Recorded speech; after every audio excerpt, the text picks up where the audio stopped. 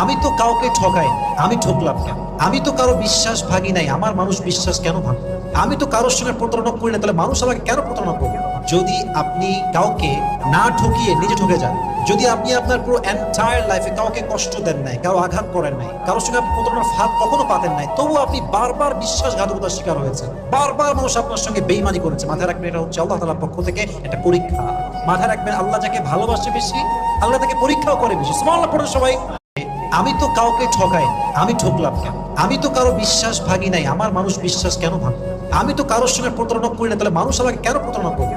যদি আপনি কাউকে না ঠকিয়ে নিজে ঠকে যান, যদি আপনি আপনার পুরো এন্টায়ার লাইফে কাউকে কষ্ট দেন নাই, কারো আঘাত করেন নাই, কারোর সঙ্গে আপনি প্রতারণার ফাঁদ কখনো পাতেন নাই, তবু আপনি বারবার বিশ্বাসঘাতকতার শিকার হয়েছে, বারবার মানুষ আপনার সঙ্গে বেইমানি করেছে, মাথায় রাখবেন এটা হচ্ছে আল্লাহ তাআলার পক্ষ থেকে একটা পরীক্ষা। মাথায় রাখবেন আল্লাহ যাকে ভালোবাসে বেশি, আল্লাহ তাকে পরীক্ষাও করে বেশি। সুবহানাল্লাহ পড়ে সবাই।